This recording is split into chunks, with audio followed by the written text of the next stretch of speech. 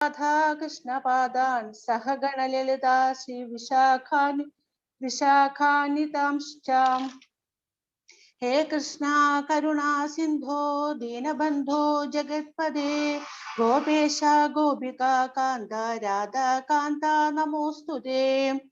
തപ്തകാഞ്ചന ഗൗരാംഗി രാധേ വൃന്ദാവനേശ്വരി വൃഷഭാനുസുതേ ദേവി പ്രണമാമി ഹരിപ്രിയേ. വാഞ്ചാകൽപിതരൂപശ്ച കൃപാ സിന്ധുഭ്യൈവ ച പതിതാനാം പാവനേഭ്യോ വൈഷ്ണവേഭ്യോ നമോ നമഃ.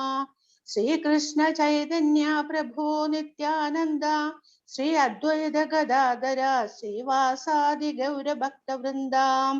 ഹരേ കൃഷ്ണ കൃഷ്ണ കൃഷ്ണ ഹരേ ഹരേ, ഹരേ രാമ രാമ രാമ ഹരേ ഹരേ.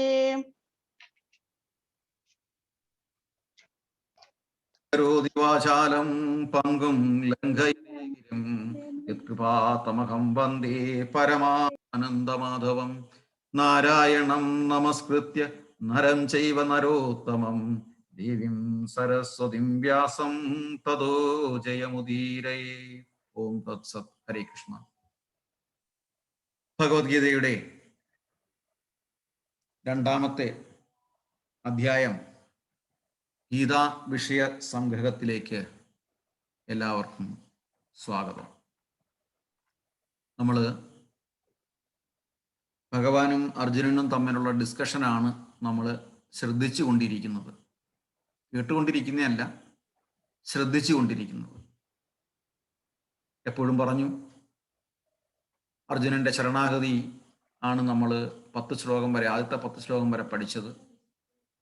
ശരണാഗതി കഴിഞ്ഞപ്പോഴത്തേന് ഭഗവാൻ 11 മുതൽ 30 വരെ ശ്ലോകത്തിലൂടെ ജ്ഞാനം ഉപദേശിച്ചു കൊടുത്തു. ആ ജ്ഞാനത്തോടൊപ്പം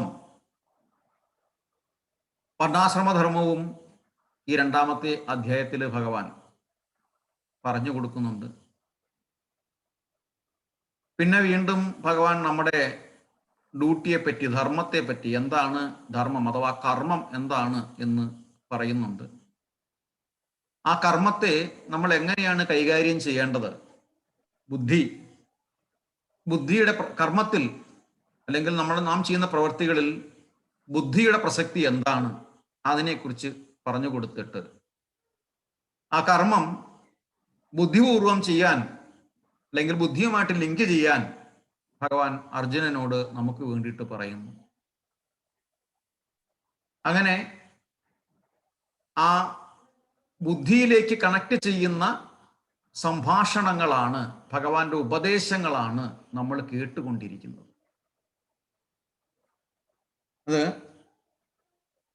38, 53 ശ്ലോകം വരെ അതാണ്.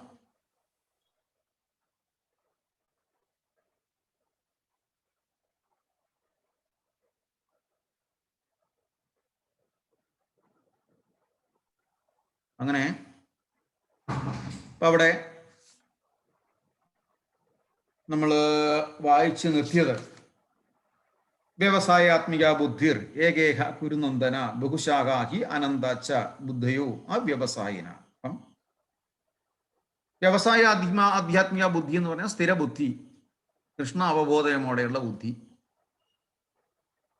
അങ്ങനെ ഇല്ലാത്തവര് പല രീതിയിൽ, ഞാൻ പറഞ്ഞു നിർത്തിയത് ശങ്കരാചാര്യരാണോ നാരായണത്ത് ഭ്രാന്തനാണോ എന്ന് എനിക്ക് ഓർമ്മയില്ല. ശങ്കരാചാര്യരായിരിക്കും. ഒരു വീട്ടിൽ വന്നിട്ട് പല കുഴികളിൽ കുഴിക്കുന്ന ഗൃഹനാഥനെ കാണുകയും എന്തിനാണ് ഇങ്ങനെ കുഴിക്കുന്നതെന്ന് ചോദിച്ചപ്പോൾ ഒരു കുഴിയിലും കുഴിച്ചു നോക്കിയിട്ട് വെള്ളം കാണുന്നില്ല, അതുകൊണ്ടാണ് ഈ പല കുഴികൾ കുഴിച്ചിരിക്കുന്നത് എന്ന് ഉത്തരം നൽകുകയും ചെയ്തു.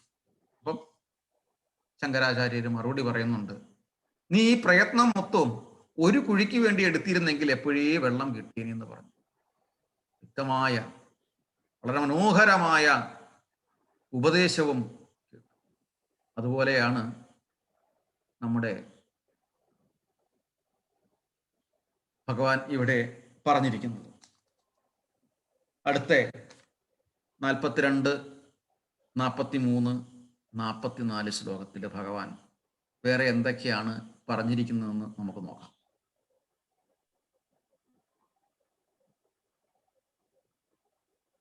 അതിനിടയ്ക്ക് വളരെ മനോഹരമായ ഒരു ആരതി ദർശനമാണ്. ജഗന്നാഥന്റെ ഈ നമ്മുടെ യൂട്യൂബിൽ കിട്ടും ജഗന്നാഥന്റെ ആരതി എല്ലാ രാവിലത്തെയും.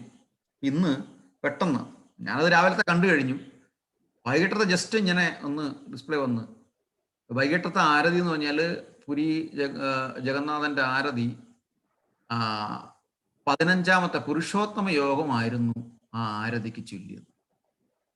ബാക്കിയുള്ള സമയത്തൊക്കെ പുരുഷ സൂക്തം അങ്ങനെയുള്ള മന്ത്രങ്ങളായിരുന്നു. പക്ഷെ ഇന്ന് വളരെ പ്രധാനമായിരുന്നു. ദർശനമില്ലല്ലോ, പുറത്തു വച്ചിരിക്കുകയാണ്, ക്ഷേത്രം അടച്ചിരിക്കുകയാണ്. അപ്പൊ ഇന്ന് തുറന്നതിന് ശേഷം മറ്റെന്തോ കാര്യങ്ങൾ അതിനകത്ത് ഒരു ടൈറ്റിലുണ്ട്, ഓർമ്മ വരുന്നില്ല. 15ാമത്തെ അധ്യായം. അങ്ങനെ ഈ ഇപ്പം ഞാൻ ക്ലാസ്സിൽ നമ്മൾ കയറിയപ്പോൾ 7:25 കയറിയപ്പോഴാണ് ജസ്റ്റ് കാണുന്നത്. 14 മിനിറ്റ് കൊണ്ട് അപ്പൊ പുരുഷോത്തമ യോഗവും മുഴുവൻ ചൊല്ലാനും പറ്റി ആ സമയം കൂടിയിരുന്നത്. അതും ഒരനുഗ്രഹമാണ്.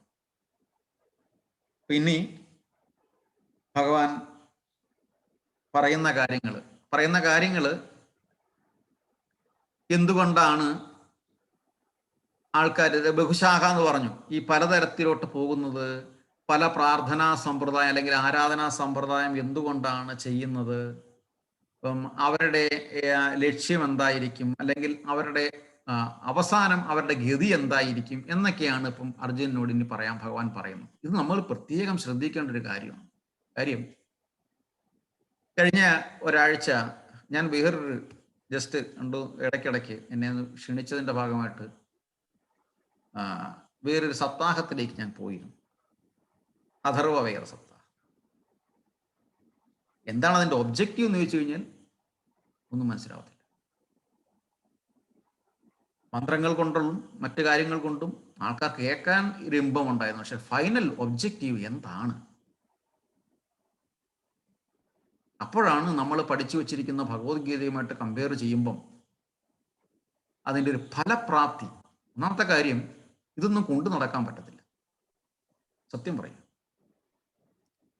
ഇതുപോലുള്ള മന്ത്രങ്ങൾ യഥാവിധി നമ്മൾ ഇടപെട്ട് കഴിഞ്ഞാൽ നമ്മൾ കൃത്യമായിട്ട് കൊണ്ടുപോകണം. നമുക്ക് കൊണ്ടുപോകാൻ പറ്റത്തില്ല, ഒരിക്കലും കൊണ്ടുപോകാൻ പറ്റത്തില്ല. അതുകൊണ്ടാണ് പണ്ട് കാലത്ത് പല വീടുകളിലും നമ്മുടെ ആചാരങ്ങൾ അന്യം നിന്നു പോയത്. സത്യം പറയാം, സുമാജിക്കൊക്കെ ഒരു പക്ഷെ അറിയാൻ പറ്റും. നമുക്കത് കൊണ്ടു നടക്കാൻ പറ്റാത്തത് കൊണ്ടാണ് ആ വീട്ടിൽ അന്യം നിന്നു പോവുകയും കുടുംബങ്ങൾ ക്ഷയിക്കുകയും ചെയ്തു. അങ്ങനെ ഹിന്ദു ധർമ്മത്തിനൊരു അപജയമുണ്ടായി, അതായത് ഒരു ഭയമുണ്ടായി. പല കുടുംബങ്ങളും തകർന്നു പോകുമ്പോൾ പുറത്ത് തേർഡ് പാർട്ടി നോക്കുമ്പം അവിടെ ഭയങ്കര ഭക്തിയും ആചാരങ്ങളും അനുഷ്ഠാനങ്ങളൊക്കെ ആയിരുന്നു. ആ വീട് തകർന്നു പോയത് കണ്ടില്ലേ എന്നൊക്കെ പറഞ്ഞിട്ടൊരു തെറ്റിദ്ധാരണയുണ്ടാവും, ഭയപ്പാടുണ്ടാവും. അപ്പം ഇതിനൊന്നും പോകണ്ട, ഒന്നും കുഴപ്പമില്ല, ഭഗവാൻ മനസ്സിലുണ്ടായാൽ മതി, ഇങ്ങനെ ഇരുന്നാൽ മതി എന്ന് പറഞ്ഞ അതാണ് ഇതിൽ സംഭവിക്കുന്നത്. അതുകൊണ്ടാണ് ഭഗവാൻ പ്രത്യേകം, ആചാര്യന്മാര് പ്രത്യേകം പറഞ്ഞത്, കലിയുഗത്തില് ഇതൊന്നും കൊണ്ടു നടക്കാൻ പറ്റത്തില്ല. നിങ്ങൾ ജ്ഞാനം എടുക്കാൻ വേണ്ടിയിട്ട് ഇതൊക്കെ വായിക്കാം, ഇതിനൊക്കെ പങ്കെടുക്കാം, പക്ഷേ ഇതൊന്നും ആചാരത്തിന്റെയോ അനുഷ്ഠാനത്തിന്റെയോ ഭാഗമായിട്ട് കൊണ്ടുപോകാൻ പറ്റത്തേയില്ല. അറിവിന്റെ ഭാഗമായിട്ട് മാത്രം നിങ്ങൾ അത് എടുക്കുക.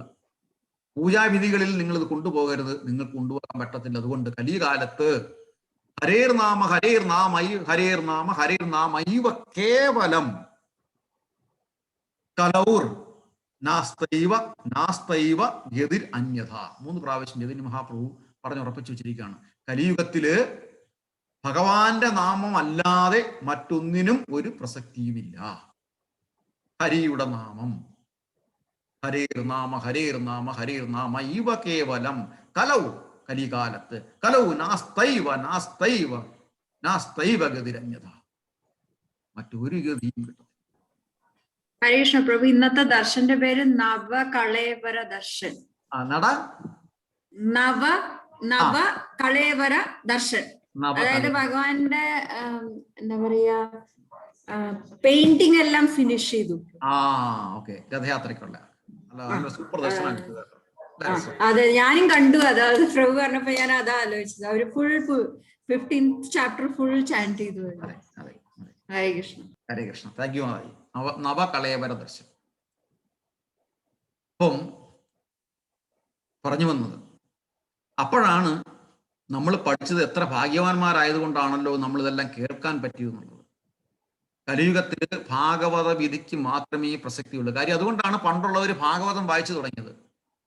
എന്ത് കാര്യത്തിനും ഭാഗവതം വീട്ടിൽ വായിക്കുന്നു അല്ലെങ്കിൽ ക്ഷേത്രത്തിൽ വായിപ്പിക്കുന്നു എന്നുള്ളത്.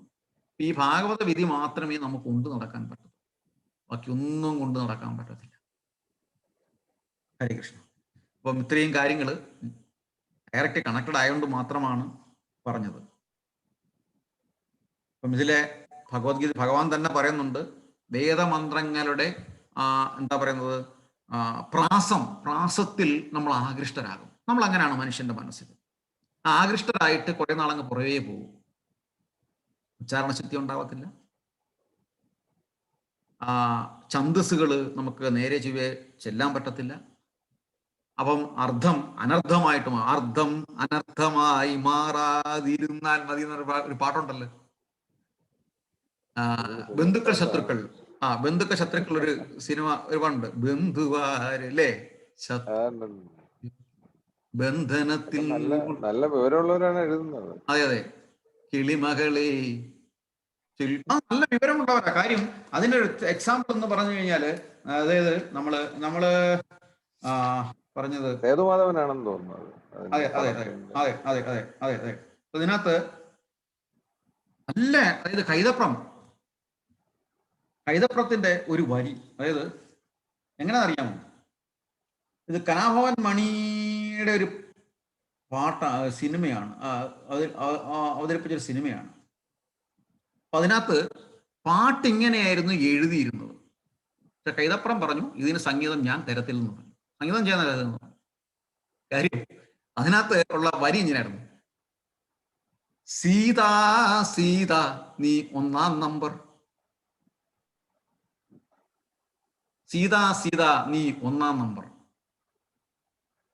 കൈതപ്രം പറഞ്ഞു അതൊക്കെ നമ്മൾ വായിക്കുമ്പോഴാണ് ഏറ്റവും കൂടുതൽ നമ്മൾ എത്രമാത്രം ഭക്തിയോടെ പോകുകയാണെന്നുള്ളത്. നമ്മളിപ്പോ രമേശൻ നായരുടെ ആ കവിതകൾ നമ്മളിപ്പം രമേശൻ നായർ മരിച്ചു പോയപ്പം നമ്മൾ കേട്ടു. അതുപോലെ കൈതപ്രം അപ്പം എം ജയചന്ദ്രനാണെന്ന് തോന്നുന്നു അതിനെപ്പറ്റി വിശദീകരിച്ചത്. അപ്പൊ കൈതപ്രം പറഞ്ഞു, സീത എന്നൊരു വാക്ക് അത് എനിക്ക് ഓർമ്മ വരുന്നത് ലക്ഷ്മി ദേവിയാണ്, സീതാദേവിയാണ്, ശ്രീരാമചന്ദ്രന്റെ പത്നിയാണ്. ഒരിക്കലും ആ സീതാദേവിയെ ഓർമ്മിച്ചുകൊണ്ട് എനിക്ക് ഇങ്ങനെ ഒരു പാട്ട് സംഗീതം ചെയ്യാൻ പറ്റില്ല എന്ന് പറഞ്ഞു. കട്ടയ്ക്ക് നിന്നു, എന്നെ വിളിക്കണ്ടെന്ന് പറഞ്ഞു. അവസാനം ആ വരി മാറ്റി. ആ വരി മാറ്റിയപ്പോഴാണ് സോനാ സോന നീ ഒന്നാം നമ്പർ എന്ന് വന്നത്. അപ്പൊ അതിന്റെ ഒറിജിനൽ വരി ഇതായിരുന്നു, സീതാ സീതാ നീ ഒന്നാം നമ്പർ. അപ്പം ഇവരൊക്കെ ഭക്തിയുടെ തലത്തിലേക്ക് പോകുന്നവരാണ്. അതൊക്കെ അറിയാവുന്നവരാണ്. അതെ അതെ അതെ. പറഞ്ഞപ്പോഴാണ് എനിക്കത് ഓർമ്മ വന്നത്. മോശക്കാരൊന്നുമല്ല, ഇവരാരും മോശക്കാരൊന്നുമല്ല. ഇത്രയും കാര്യങ്ങൾ രമേശൻ നായർ മരിച്ചപ്പോഴാണ് നമ്മൾ അറിഞ്ഞത് അദ്ദേഹം എത്രത്തോളം പാട്ടുകളും ഭഗവാന് വേണ്ടി എഴുതിയിരുന്നതല്ല. നമുക്കറിയില്ലായിരുന്നു, എനിക്കറിയില്ലായിരുന്നു. ബാക്കിയുള്ള മരിച്ചപ്പോഴാണ് അറിഞ്ഞത്. സത്യം. നമ്മൾ ഭഗവത്ഗീതയിലെ ശ്ലോകത്തിലോട്ട് പോവുകയാണ്. ഇത്രയും കാര്യങ്ങൾ പറഞ്ഞത് നമുക്ക് ജനറലി നമ്മുടെ ഭക്തി ഒരിക്കലും ഭക്തിയുടെ തലത്തിലേക്ക് പോകുമ്പം ഇല്ലാതെ വരരുത്, ഭയപ്പാടുണ്ടാകരുത്, അതുകൊണ്ട് പറഞ്ഞതാണ്. യാമിമാം പുഷ്പിതാം വാചം, ഭഗവത്ഗീത ശ്ലോകം 2-ാമത്തെ അധ്യായം ശ്ലോകം നമ്പർ 42-43.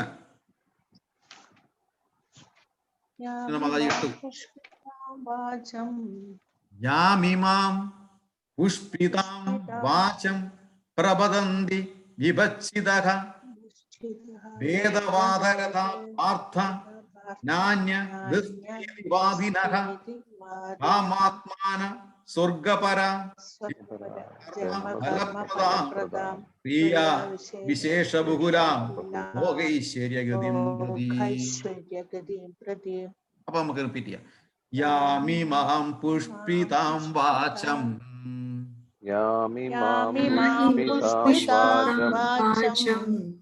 പ്രവദന്ത്യ വിഭജിതഃ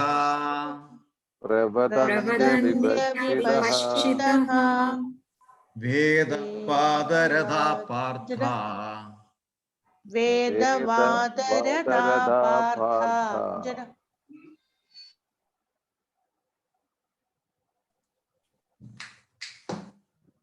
വേദവാദരഥാ പാർത്ഥ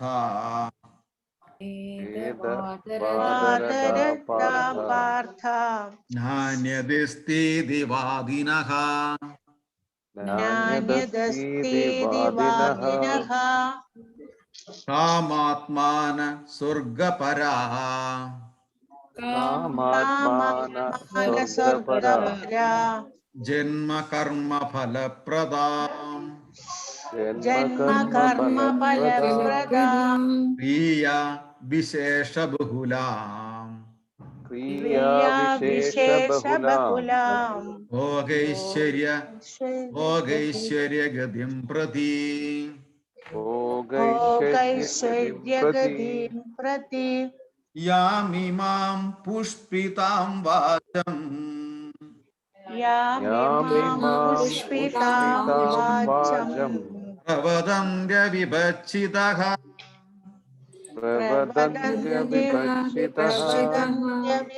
വേദവാദരഥാ പാർത്ഥ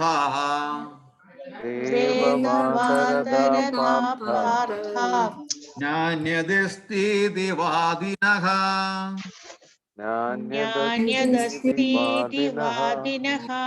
കാമാത്മാന സ്വർഗപരാ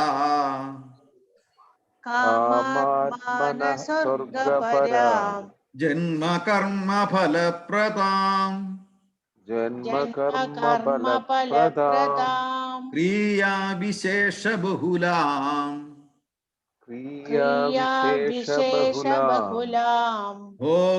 ഭോഗൈശ്വര്യഗതിം പ്രതി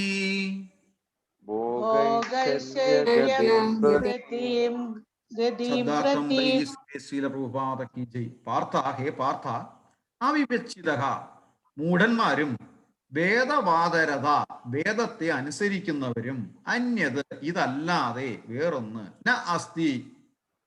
ന അസ്തി ഇതി ഇല്ല എന്ന് വാദിനഹ വാദിക്കുന്നവരും കാമാത്മാനഹ ഇന്ദ്രിയ തൃപ്തിയിൽ സദാ താല്പര്യരും സ്വർഗപരാഹ സ്വർഗകാംക്ഷികളും ജന്മകർമ്മ ഫലപ്രദം നല്ല ജന്മം സൽക്കർമ്മം എന്നീ ഫലങ്ങൾ തരുന്നതുമായ ഭോഗൈശ്വര്യഗതിം പ്രതി ഭോഗൈശ്വര്യ പ്രാപ്തിയെക്കുറിച്ച് ക്രിയാവിശേഷബഹുലാം ക്രിയാവിശേഷങ്ങൾ ധാരാളമുള്ളതായ യാതൊരു ഇമാം ഈ പുഷ്പിതാം വാചം പുഷ്പിതമായ വാക്കിനെ പ്രവദന്തി പറയുന്നു. ഇത് പ്രത്യേകം ശ്രദ്ധിക്കണം. ഈ ശ്ലോകം പറയുന്നത് ഞാനല്ല, മറ്റാരുമല്ല, ആചാര്യന്മാരല്ല, ശ്രീകൃഷ്ണ ഭഗവാൻ ആണ് ഈ ശ്ലോകം പറയുന്ന ഒരു കോൺഷ്യസ് ഉണ്ടാവണം. ഇത് എഴുതി വച്ചിരിക്കുന്നത് സാക്ഷാൽ മഹാഗണപതിയാണെന്നും ഉള്ള ഒരു കോൺഷ്യസോട് കൂടി വേണം ഇതിന്റെ അർത്ഥങ്ങൾ ഗ്രഹിക്കാൻ. വിവർത്തനം ആവർത്തനത്തോടെ ശ്രീല ഭൂപാദക്കിജി സ്വർഗലോക പ്രാപ്തി, ധന്യമായ പുനർജന്മം, പ്രാഭവം എന്നിവയ്ക്ക് വേണ്ടി വിവിധ കർമ്മങ്ങൾ ഫലാപേക്ഷയോടെ ചെയ്യാൻ നിർദ്ദേശിക്കുന്ന വേദസൂക്തങ്ങളാൽ അല്പബുദ്ധികൾ അത്യന്തം ആസക്തരാകുന്നു.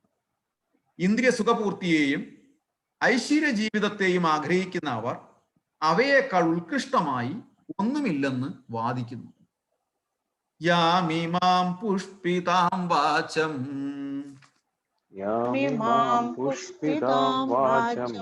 പ്രവദന്ത്യവിഭജിതഃ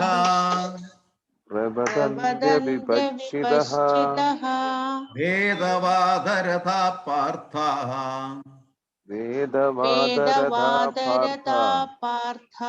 നാന്യദസ്തീതി വാദിനഃ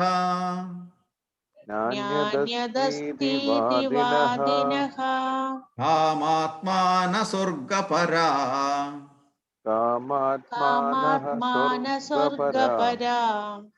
ജന്മ കർമ്മ ഫലപ്രദാം ക്രിയാ വിശേഷബഹുലാം ഭോഗൈശ്വര്യഗതിം പ്രതി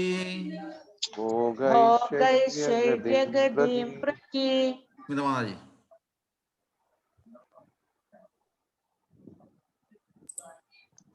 യാമിമാം പുഷ്പിതാം വാചം പ്രവദന്തി അവിപശ്ചിതഃ വേദവാദരഥാ പാർത്ഥ नान्यत् अस्तीति वादिनः कामात्मान स्वर्गपरा जन्म कर्म फलप्रदां क्रिया विशेष बहुलां भोगैश्वर्य गतिं प्रति. हरे कृष्ण. सुधीर प्रभु. रेशम यामिमां पुष्पिदां वाचं प्रवदन्ति विभश्चिदः वेदवादरदा पार्थ ज्ञानदस्तीति वादिनः कामात्मना स्वर्गपरा जन्म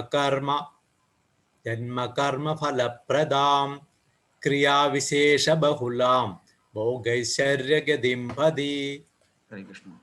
माताजी, सीमा माताजी. हरेश प्रभु. यामिमां पुष्पिदां वाचं प्रवदन्त्य विपश्चितः वेदवादरदाः पार्थ नान्यत् अस्तीति वादिनः कामात्मानः स्वर्गपरा जन्म कर्म फलप्रदां क्रिया विशेष बहुलां भोगैश्वर्य गतिं प्रति. हरे कृष्ण. मीरा जी. यामिमां पुष्पिदां वाचं प्रवदन्त्य विभश्चितः वेदवादरदा पार्थ नान्यदस्तीति वादिनः कामात्मान स्वर्गपरा जन्म कर्म फलप्रदां क्रिया विशेष बहुलां भोगैश्वर्य गतिं प्रति. हरे कृष्ण. सुमा जी. हरे कृष्ण. यामिमां पुष्पितां वाचं प्रवदन्त्य विपश्चितः वेदवादरदा पार्थ नान्यदस्तीति वादिनः कामात्मान स्वर्गपरा जन्म कर्म फलप्रदां क्रिया विशेष बहुलां भोगैश्वर्य गतिं प्रति. हरे कृष्ण. DDY गोपीनाथ प्रभु. हरे कृष्ण. हरे कृष्ण. यामिमां पुष्पितां वाचं प्रवदन्त्य विभज्जितः वेदवादरता पार्थ ज्ञानदस्तीति वादिनः कामात्मानः स्वर्गपरा जन्म कर्म फलप्रदां क्रिया विशेष बहुलां भोगैश्वर्य गतिं प्रति. हरे कृष्ण. सुशील प्रभु. हरे कृष्ण. हरे कृष्ण. यामिमां पुष्पिदां वाचं प्रवदन्त्य विभज्जितः वेदवादरदा पार्थ नान्यदस्तीति वादिनः कामात्मानः स्वर्गपरा जन्म कर्म फलप्रदां क्रिया विशेषा बहुलां भोगैश्वर्य गतिं प्रति. हरे कृष्ण. സ്വർഗീയ ലോകപ്രാപ്തിധന്യമായ പുനർജന്മം, പ്രഭാവം എന്നിവയ്ക്ക് വേണ്ടി വിവിധ കർമ്മങ്ങൾ ഫലാപേക്ഷയോടെ ചെയ്യാൻ നിർദ്ദേശിക്കുന്ന വേദസൂക്തങ്ങളാൽ അല്പബുദ്ധികൾ അത്യന്തം ആസക്തരാകുന്നു. ഇന്ദ്രിയ സുഖപൂർത്തിയെയും ഐശ്വര്യ ജീവിതത്തെയും ആഗ്രഹിക്കുന്ന അവർ അവയേക്കാൾ ഉത്കൃഷ്ടമായി ഒന്നുമില്ലെന്ന് വാദിക്കുന്നു. ഇതിനെ കുറിച്ച് ഫർദർ എക്സ്പ്ലനേഷൻ പ്രഭുവാദരെന്താ പറയുന്നത് വായിക്കാം. സുശീം പ്രഭു. ഭാവാർത്ഥം. ശിലപ്രഭു. സാധാരണ മനുഷ്യർ സ്വതേവ വളരെ ബുദ്ധിമാന്മാരല്ല. അറിവില്ലായ്മ കാരണം വേദങ്ങളുടെ കർമ്മകാണ്ഡങ്ങളിൽ നിർദ്ദേശിക്കപ്പെടുന്ന ബലേച്ഛപൂർവകങ്ങളായ കർമ്മങ്ങളാൽ അവർ എത്രയും ആസക്തരാകുന്നു. ഭൗതിക ഐശ്വര്യ സമൃദ്ധിയും സ്ത്രീകളും മദ്യവും വേണ്ടുവോളമുള്ള സ്വർഗത്തിലെ ഇന്ദ്രിയ സുഖം തികഞ്ഞ ജീവിതത്തെ കവിഞ്ഞ് ഒന്നും അവർക്ക് ആഗ്രഹമില്ല.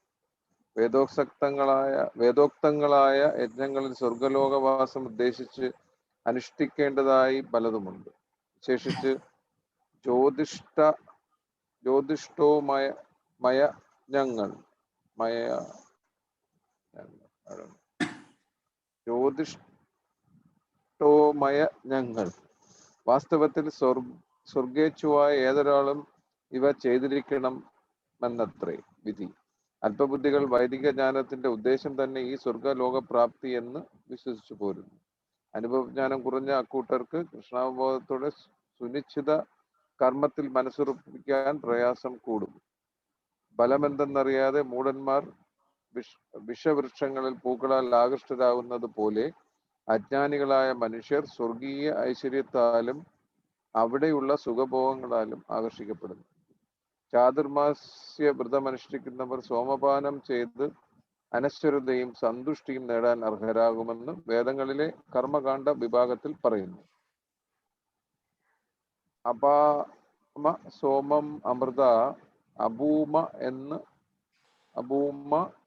എന്നും അക്ഷയം വൈ ചാതുർമാസ്യം യജ്ഞ സുഹൃതം ഭവതി എന്നും ചിലർക്ക് ഭൂമിയിൽ വെച്ച് തന്നെ ഇന്ദ്രിയ സുഖാസ്വാദനത്തിന് വേണ്ടുന്ന കരുത്താർജിക്കുവാൻ വേണ്ടി സോമരസം കിട്ടിയാൽ കൊള്ളാമെന്നുണ്ട്. ഭൗതിക ബന്ധങ്ങളിൽ നിന്നുള്ള മുക്തിയിൽ അവർക്ക് വിശ്വാസമില്ല. ആർഭാടമേറിയ വൈദിക യജ്ഞ ചടങ്ങുകളിൽ നന്നേ താല്പര്യമുണ്ട് താനും. പ്രായേണ ഭോഗേച്ഛുക്കളായ അവർക്ക് സ്വർഗീയ ജീവിത സുഖങ്ങളിൽ മാത്രമാണ് താല്പര്യം. അവിടെ നന്ദന വനമെന്നൊരു തോട്ടമുണ്ടെന്നും അതിൽ സുന്ദരികളായ ദേവാംഗനകളുമായി സഹവസിക്കുവാനും ഇഷ്ടം പോലെ സോമരസം ആസ്വദിക്കുവാനും സാധിക്കുമെന്നും പറയപ്പെടുന്നു. തീർച്ചയായും ഇന്ദ്രിയ ബദ്ധമാണിത്തരം ശാരീരികാനന്ദം. കേവലം ഭൗതികവും നശ്വരവുമായ സുഖത്തിൽ മുഴുകി ഐഹിക പ്രപഞ്ചത്തിനുടമകളായി നാൾ കഴിക്കുന്നവരാണ് അവിടെ ഉള്ളത്. ഹരേ കൃഷ്ണ. ഹരേ കൃഷ്ണ. താങ്ക് യു പ്രഭു. അതിന്റെ കണ്ടിന്യൂഷൻ ആയിട്ട് ആ ഒരു അർത്ഥം കൂടെ പറയാം. ഭോഗൈശ്വര്യ പ്രസക്താനാം എന്ന് പറഞ്ഞാൽ ഇത്തരം ഭോഗൈശ്വര്യം, ഭോഗികൾ എന്ന് പറയാം. ഇത്രയും ഭോഗികൾ ഭോഗൈശ്വര്യ പ്രസക്താനാം തയാ അപഹൃത ചേതസാം വ്യവസായാത്മിക ആ ബുദ്ധി സമാധൗന വിധീയതി. ഭൗതിക ഐശ്വര്യത്തിലും സുഖാനുഭവങ്ങളിലും അത്യാസക്തമായവർക്കും ഇവകളാൽ പരിഭ്രാന്തരായവർക്കും ഭക്തിപൂർവം ഭഗവത് സേവനം നടത്താൻ വേണ്ടുന്ന നിശ്ചയദാർഢ്യം ഉണ്ടാവുകയില്ല. ആദ്യത്തെ ക്വസ്റ്റ്യൻ ഇതാണ്. എന്തുകൊണ്ടാണ് നമുക്ക് കൃഷ്ണാഭോഗത്തിൽ മനസ്സുറയ്ക്കാത്തത്? കൃഷ്ണനെ പോവും, കൃഷ്ണനെ കാണാൻ പോകും, ഗുരുവായൂർ അമ്പലത്തിൽ പോവും, പത്മനാഭസ്വാമി ക്ഷേത്രത്തിൽ പോകും, പക്ഷേ ഭഗവാനിൽ മനസ്സുറയ്ക്കുന്നില്ല. പെട്ടെന്ന് അടുത്ത ക്ഷേത്രത്തിലേക്ക് ഓടും. ഇന്ന് തൊഴാൻ സമയമില്ല. മനസ്സ് എപ്പോഴും കിടക്കുന്നത് ഗുരുവായൂരപ്പനെ കണ്ടിട്ട് വേണം എനിക്ക് അപ്പുറത്തോട്ട് പോകാൻ. ഇത് പെട്ടെന്ന് ദർശനം കിട്ടിയായിരുന്നെങ്കിൽ ഇതായിരിക്കും മനസ്സിൽ.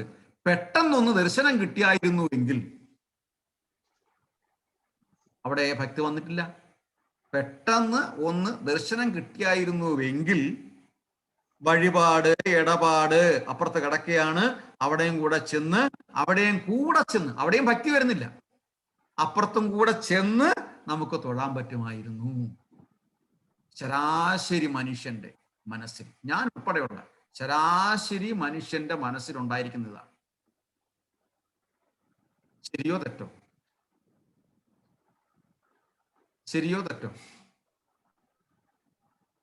ഒരു മിനിറ്റ്, കാടയ്ക്കണം, നല്ല തണുത്ത കാറ്റ്.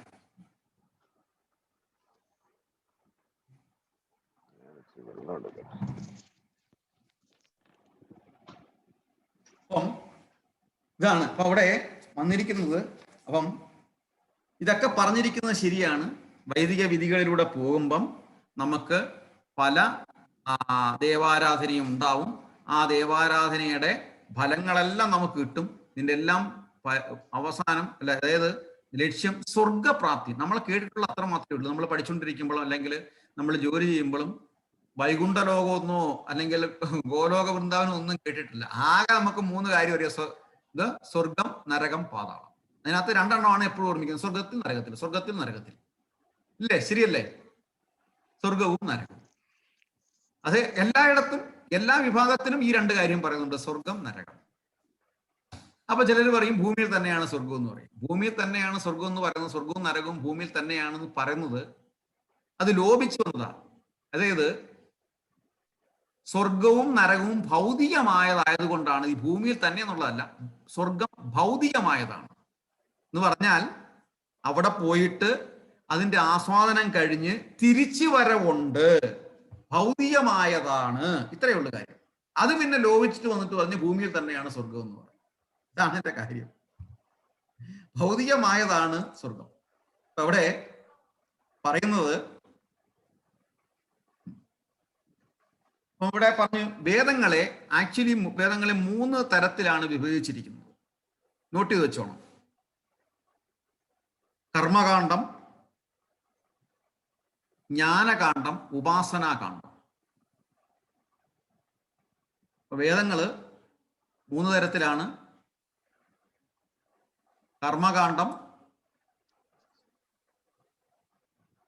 പിന്നെന്താ, ജ്ഞാനകാന്ഡം, ഉപാസനാകാന്ഡം.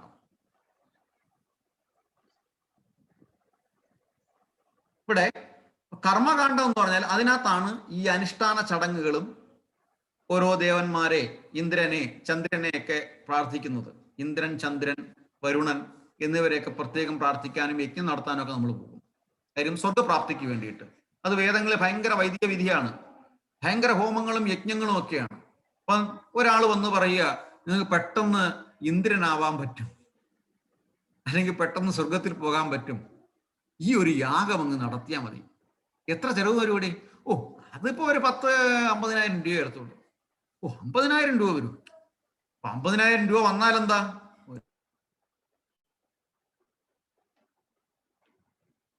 ഓക്കെ, അപ്പം 19,000 രൂപയൊക്കെ, 19,000 രൂപ എന്ന് പറഞ്ഞാൽ ഇത്രയും നെയ്യും സാമഗ്രികളും ഒക്കെ വാങ്ങിച്ചിട്ട് പിന്നെ 5-6 പുരോഹിതരൊക്കെ വന്ന് ചെയ്യുമ്പം അതിൻ്റെതായ ചെലവുകളൊക്കെ ഉണ്ട്. പക്ഷെ ഒരു കാര്യമുണ്ട്, സ്വർഗപ്രാപ്തി അത് ആദ്യം ആലോചിച്ചോണം. എന്നാ അങ്ങനെയൊക്കെ ചെയ്യാൻ മതി എന്ന് പറയും. ഇതിന്റെ ഫലം കിട്ടും. വൈദിക വിധി പ്രകാരം ചെയ്യുന്ന കാര്യങ്ങൾ അതിൻ്റെതായ വ്യക്തത ഉണ്ടാവും, അത്തരം കാര്യങ്ങൾ. പക്ഷേ അത് നമ്മളിൽ മാത്രം ഒതുങ്ങും, നമ്മുടെ മക്കളിലേക്ക് പോവില്ല. ഇതാണ് വ്യത്യാസം. കാര്യം ഇതൊരു ഷോർട്ട് ടൈം ആണ്. ഇത് ആർക്ക് വേണ്ടിയിട്ടാണോ ചെയ്യുന്നത് അവർക്കും അറിയാം ഇതൊരു പർച്ചേസ് ബിസിനസ് ആണ്, ഡീലിങ്സിന്റെ ഭാഗമായിട്ടാണ്. എനിക്ക് കൊടുക്കാനുള്ള കഴിവുകൊണ്ട് ഞാൻ കൊടുക്കും, പക്ഷേ അത് മക്കളിലേക്ക് പോകില്ല. അതുകൊണ്ടാണ് ആത്മീയമായിട്ട് അല്ലെങ്കിൽ ഉയർച്ചയുള്ള കുടുംബം നമുക്ക് തോന്നുന്നത്. പക്ഷേ നമ്മൾ പറയാറുണ്ട്, മക്കളെല്ലാം അങ്ങ് നശിച്ചു പോയെന്ന്. ആരും ഒന്നും രക്ഷപ്പെട്ടിട്ടില്ല, മക്കളൊന്നും അത്ര രക്ഷപ്പെടിച്ചിട്ടില്ല. പക്ഷെ അച്ഛനും അമ്മയ്ക്കൊക്കെ നല്ല ഭക്തി ഉണ്ടായിരുന്നു. പുറത്തു നോക്കുമ്പോൾ ഭക്തി ഉണ്ടായിരുന്നു, അവർക്കതിനുള്ള ഗുണം കിട്ടി. പക്ഷേ അടുത്ത ജനറേഷനിലോട്ട് അത് പോയില്ല. അപ്പൊ അങ്ങനെ ഒരു വിഭാഗം കർമ്മകാന്ഡം. പിന്നെ വരുന്നത് ജ്ഞാനകാന്ഡമാണ്. പാണ്ഡിത്യം, എല്ലാ അറിവുകളുമൊക്കെ ശേഖരിക്കുക. അറിവുകളൊക്കെ ഉണ്ട്, പക്ഷേ രാവണനെ പോലെയാണ്, അത് പ്രയോഗിക്കാൻ അറിയുന്നില്ല. അവിടെ ജ്ഞാനകാന്ഡം വരുന്നു. എന്ത് ചോദിച്ചു കഴിഞ്ഞാൽ കൃത്യമായ വേദങ്ങളിലെ വരികള് വള്ളി പുള്ളി വിടാതെ ഉത്തരം തരും, കൃത്യമായിട്ട് തരും. ഭഗവത്ഗീതയിലെ ശ്ലോകം അതേപോലെ പറയും, ഉത്തരം തരും. ഭാഗവതത്തിലെ ശ്ലോകം അതേപോലെ വായിക്കും, ഉത്തരം തരും. പക്ഷേ ലൈഫിൽ നോ പ്രാക്ടിക്കൽ ഇംപ്ലിമെന്റേഷൻ. ഇതാണ് ജ്ഞാനം. അങ്ങനെ ജ്ഞാനകാന്ഡം. പിന്നെ മൂന്നാമത്തതാണ് ഉപാസനാകാന്ഡം, അതായത് ഭക്തി യോഗം, ഭക്തി വിഭാഗം. അതായത് ജ്ഞാനമെല്ലാം കിട്ടി, ആ ജ്ഞാനം ഭഗവാനെ ശരണാഗതി തേടി ഭഗവാനെ സേവനം ചെയ്യാനുള്ളതാണ്. ദാസോഹം തവ കേശവ എന്നുള്ള ജ്ഞാനത്തിലെത്തും. നമ്മൾ മനുഷ്യനായിട്ട് പറന്നിരിക്കുന്നത് സുഹൃതമാണ്, സുഹൃത ജന്മമാണ്. ഇത് ഭഗവാനെ സേവനം ചെയ്യാൻ വേണ്ടിയിട്ടാണ്. അത്തരം ആൾക്കാർക്ക് ലൈഫിൽ മനഃശാന്തി, ജീവിതത്തിൽ മനഃശാന്തിയും കിട്ടും. അവരുടെ വരുന്ന തലമുറകൾക്ക് അതിൻ്റെതായ ഗുണം, ഉന്നമനം കിട്ടും. അവർക്ക് തീർച്ചയായിട്ടും അവരുടെ കുടുംബങ്ങളിലേക്കും ആ കുടുംബങ്ങളിലേക്കും, അതായത് നമ്മൾ വിളിക്കുന്ന ഓരോ ഹരേ കൃഷ്ണ മഹാമന്ത്ര ജപത്തിന്റെയും റിസൾട്ട് നമ്മുടെ കുടുംബാംഗങ്ങൾക്കും നമ്മുടെ വരുന്ന തലമുറകൾക്കും കിട്ടും. ഇതാണ് ഭക്തിയോഗം കൊണ്ടുള്ള ഗുണം. അപ്പം സ്വർഗീയധാമങ്ങളിൽ തികച്ചും ഭൗതിക ആസ്വാദനത്തിലേക്കുള്ള ഒരു ഉയർന്ന ക്രമം ഉണ്ട്. ആ ക്രമം ഇന്ദ്രിയ അനുഭൂതി കൊണ്ടാണ്. ഒരാൾ വന്ന് പറയുകയാണ് ഇന്ന ക്ലബിലോട്ട് പോകാൻ പൈസ നിരത്തേണ്ട, ഫ്രീ ടോക്കണാണ് എന്ന് ചോദിച്ചു കഴിഞ്ഞാൽ ഒരു പക്ഷെ നമ്മളൊന്ന് മേടിക്ക് നിൽക്കും, ഒന്ന് പോയിട്ട് വരാം. ഇതുപോലെയാണ് സ്വർഗത്തിലുള്ള ഓഫറിങ്. ഇതുപോലെയാണ് ഓഫറിങ്. ചിലവൊന്നും ഇല്ലല്ലോ, വരാൻ പറയും. ഇതാണ് ഓഫറിങ്. അപ്പം അവിടെ അതിലേക്ക് പോകും.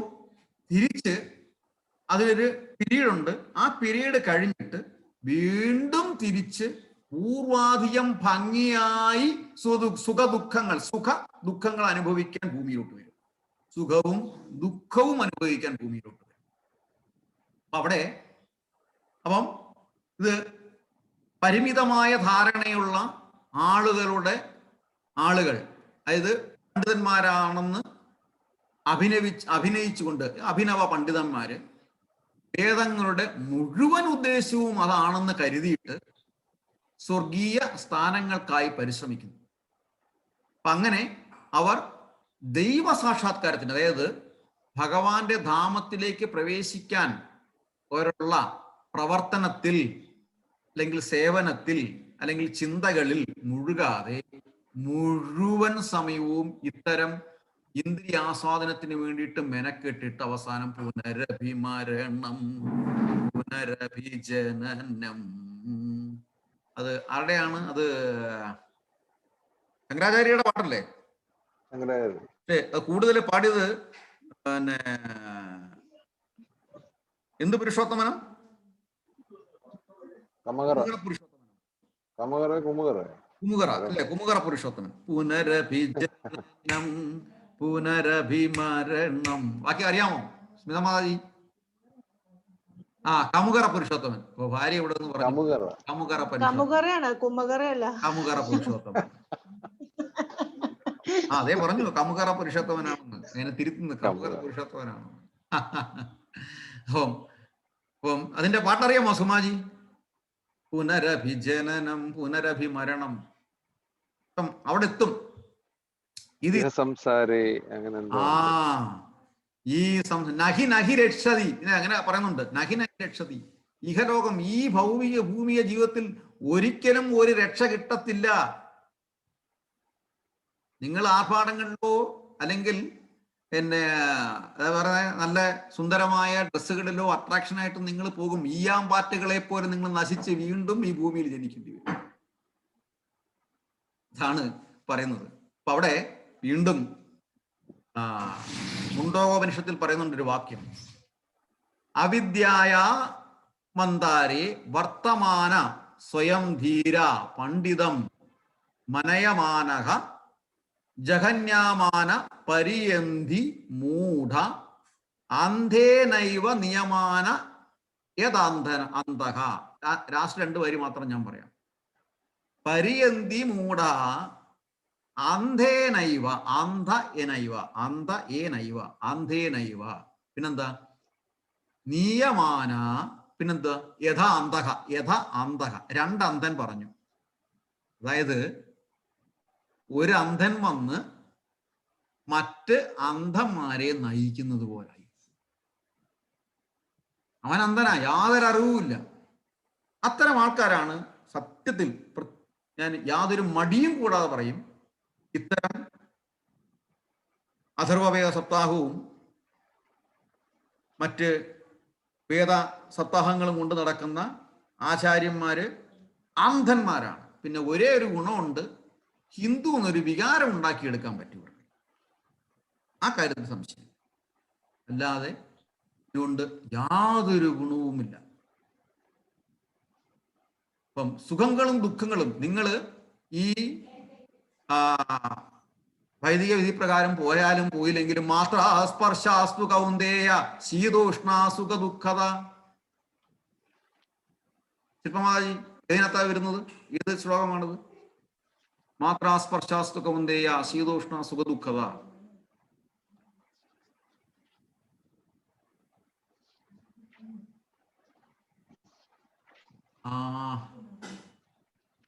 എത്രാമത്തെ ചാപ്റ്റർ വരുന്നത്? 214. നമ്മുടെ ഇതിനകത്ത് തന്നെ അല്ലേ? 2ാമത്തെ ചാപ്റ്റർ തന്നെയാണ് അല്ലേ? നമ്മൾ പഠിച്ച ചാപ്റ്റർ തന്നെ. ഓക്കെ, സിമാജി ഓർമ്മയുണ്ടോ? 214.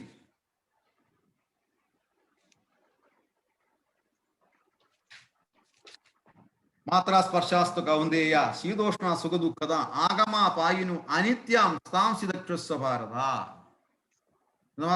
വിവർത്തനം.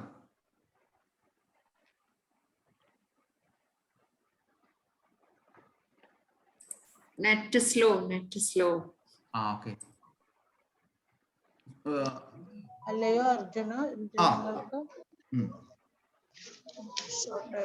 വായിച്ചോളൂ സുമാജി. അല്ലയോ അർജുന, ഇന്ദ്രിയങ്ങൾക്ക് ബാഹ്യ വിഷയങ്ങളോടുള്ള ബന്ധങ്ങൾ തണുപ്പ്, ചൂട്, സുഖം, ദുഃഖം മുതലായവ ഉണ്ടാക്കുന്നവയും വരികയും പോവുകയും ചെയ്യുന്നവയും നിത്യമല്ലാത്തവയും ആകുന്നു. അവയെ സ്നേഹിക്കുക തന്നെ വേണം. എങ്ങനെ ഒന്നുകൂടെ വായിച്ചേ? ഏതാ ട്രാൻസ്ലേഷൻ വന്നത്? അല്ലയോ അർജുന, ഇന്ദ്രിയങ്ങൾക്ക് മാതാജി 214 ആണ്, 14. അതെ, മാതാസ്പർശാസ്തു കൗന്ദേയ. അതെ, ഹേ ഹേ കുന്തിപുത്ര. കുന്തിപുത്ര. അല്ല, അതെ, ഇതിലെല്ലാം ഷോർട്ടാണ്. ഹേ കുന്തിപുത്ര, ക്ഷണികങ്ങളായ സുഖദുഃഖങ്ങളുടെ വരവും പോക്കും മഞ്ഞുകാലത്തിന്റെയും വേനൽക്കാലത്തിന്റെയും ഗതിവിഗതികൾ പോലെയത്രേ. ഇന്ദ്രിയാനുഭൂതികളിൽ നിന്ന് അവയുണ്ടാകുന്നു. ഹേ ഭാരത, അവയെ അസ്വസ്ഥനാകാതെ സഹിക്കാൻ ഒരാൾ പഠിക്കണം. അതിന്റെ മറ്റേ ട്രാൻസ്ലേഷൻ ഒന്ന് വായിക്കും. തന്റെ കർത്തവ്യ നിർവഹണത്തിനിടയിൽ നേരത്തെ വായിച്ച ട്രാൻസ്ലേഷൻ ഒന്ന് വായിക്കാം. അല്ലയോ അർജുന, ഇന്ദ്രിയങ്ങൾക്ക് ബാഹ്യ വിഷയങ്ങളോടുള്ള ബന്ധങ്ങൾ തണുപ്പ്, ചൂട്, സുഖം, ദുഃഖം മുതലായവ ഉണ്ടാക്കുന്നവയും വരികയും പോവുകയും ചെയ്യുന്നവയും നിത്യമല്ലാത്തവയും ആകുന്നു. അവയെ സഹിക്കുക തന്നെ വേണം. ഇതിനെക്കുറിച്ചും കുറച്ചും കൂടെ സിമ്പിൾ ആയിട്ട് ലളിതമായിട്ട് ഒരു സെന്റൻസ് അല്ലേ, അതാണ് വായിച്ചത്. രണ്ടും ഒന്ന്. ഹേ കുന്തി, ക്ഷണികങ്ങളായ സുഖങ്ങളും ദുഃഖം രണ്ടും ഒന്ന് തന്നെയാണ്, പക്ഷെ ആ വായിക്കുന്നതിന്റെ ഒരു ഇമ്പം വന്നത്. ക്ഷണികങ്ങളായ സുഖദുഃഖങ്ങളുടെ വരവും പോക്കും മഞ്ഞുകാലത്തിന്റെയും ഗതികൾ പോലെ അത്രേ. വളരെ സിമ്പിൾ. ഇന്ദ്രിയ അനുഭവത്തിൽ നിന്ന് അവയുണ്ടാകുന്നു. ഹേ ഭാരത, അവയെ അസ്വസ്ഥനാകാതെ സഹിക്കാൻ ഒരാൾ പഠിക്കണം. അപ്പം നമുക്ക് തീർച്ചയായിട്ടും ഈ ജീവിതത്തിൽ സുഖവും ദുഃഖവും ഉണ്ടാകും. അത് ഇനി വൈദിക വിധികരുടെ പുറകെ പോയാലും പോയില്ലെങ്കിലും ശരി, തീർച്ചയായിട്ടും ഉണ്ടാവും. അപ്പൊ അതിനെ മെയിൻറ്റെയിൻ ചെയ്യുന്നത് എങ്ങനെയാണ് തരണം ചെയ്യാൻ പഠിക്കേണ്ടത്, അതാണ് വേണ്ടത്. തരണം ചെയ്യാൻ എങ്ങനെ പഠിക്കും? നിങ്ങൾ ആലോചിച്ച് നോക്കണം. നിങ്ങൾ ഏത് ജ്യോതിഷന്റെ അടുത്ത് പോയി കഴിഞ്ഞാലും നിങ്ങൾ കഷ്ടകാലാണെന്ന് പറയും. എന്നിട്ട് പറയുന്നത് എന്തുവാ? ഇത്ര വർഷം നിങ്ങൾ ജപിച്ചുകൊണ്ടിരിക്കാൻ പറയും. എന്ന് പറഞ്ഞാൽ നിങ്ങൾ മറ്റു വേളിൽ കൂടുതൽ ബഹളത്തിലൊന്നും പോകാതെ ഇരുന്നാൽ മാത്രം, അതായത് ആ കാലത്തെ അദ്ദേഹത്തിന് എടുത്തു മാറ്റുന്നില്ല, കാലത്തെ അദ്ദേഹം എടുത്തു മാറ്റുന്നില്ല, ആ കാലത്തിൽ ഭഗവാനെ വിളിച്ചിട്ട് പതുക്കെ മുന്നോട്ട് പോകാൻ പറയുന്നു. അപ്പം വൈദിക വിധി പ്രകാരമുള്ള ഏത് കാര്യത്തിനും പുറകെ പോയി കഴിഞ്ഞാലും ശരി, ഇതിനെ എടുത്ത് മാറ്റാൻ പോകത്തില്ല. കേട്ടോ സ്നിഗ്ധ? അപ്പം ഹരേ കൃഷ്ണ ചൊല്ലി നമാമീശ്വരം സച്ചിദാനന്ദരൂപം ലസകുണ്ടലം ഗോകുലേ പ്രജമാനം യശോദാഭിയോലുഖലാധവമാനം. അല്ലേ സ്നിഗ്ധ? നമ്മൾ ഭഗവാനെ വിളിച്ച് മുന്നോട്ട് പോവുക. ഇതിനകത്ത് എനിക്ക് രസകരമായി ഓർമ്മ വരുന്ന രണ്ട് കാര്യങ്ങളാണ്. ഇപ്പം ഭൗതികമായിട്ട് നോക്കുകയാണെങ്കിൽ സർക്കാർ പാവപ്പെട്ടവർക്ക് സൗജന്യ റേഷൻ കിറ്റ് കൊടുക്കുന്നു എന്ന് പറയും. അപ്പം സാധാരണപ്പെട്ട ജനങ്ങൾ വിചാരിക്കും ഈ സർക്കാരാണ് എൻ്റെ കൺകണ്ട ദൈവം എന്ന് പറയും. ഇതാണ് കൺകണ്ട ദൈവം. അപ്പൊ അവര് ആ പക്ഷ്യതയിൽ മാത്രം അതിനകത്ത് ആസ്വദിക്കുന്നു, അവരതിനകത്ത് സംതൃപ്തരാകുന്നു. പക്ഷേ അതൊരു നിശ്ചിത പരിധിയുണ്ട്. 10 കിലോ അരി എന്ന് വെച്ചാൽ 10 കിലോ അരി മാത്രമേ കിട്ടത്തുള്ളൂ. ഇനി ഈ സർക്കാർ മാറിക്കഴിഞ്ഞാൽ ഇത് തന്നെ അങ്ങോട്ട് പോകണമെന്നും ഇല്ല. അപ്പം ഈ കുടുംബം ചിന്തിക്കുകയാണ്, ജോലിയൊന്നും എടുക്കേണ്ട ആവശ്യമില്ല, സർക്കാർ നമുക്ക് ഫ്രീ ആയിട്ട് അരി തരുന്നുണ്ട്, പിന്നെ കുട്ടികൾക്ക് വിദ്യാഭ്യാസത്തിന്റെയും പ്രശ്നമില്ല, നമുക്ക് അങ്ങനെ ആയി കഴിഞ്ഞാലും പാവപ്പെട്ടവന്റെ കാർഡാണ്, നമുക്ക് ഇന്നും അരി കിട്ടും. ശരിയോ തെറ്റോ? ശരിയോ തെറ്റോ?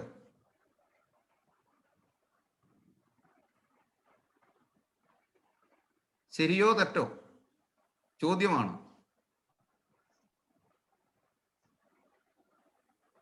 ഞങ്ങൾക്ക് എന്തായാലും പാവപ്പെട്ടവന്റെ കാർഡ് കിട്ടും, അപ്പം കുട്ടികൾക്ക് വിദ്യാഭ്യാസവും കൊടുക്കേണ്ട ആവശ്യമില്ല, അവന് ഇഷ്ടം പോലെ നടക്കട്ടെ, സർക്കാരിന്റെ ഫ്രീ കിറ്റ് കിട്ടും. ശരിയോ തെറ്റോ?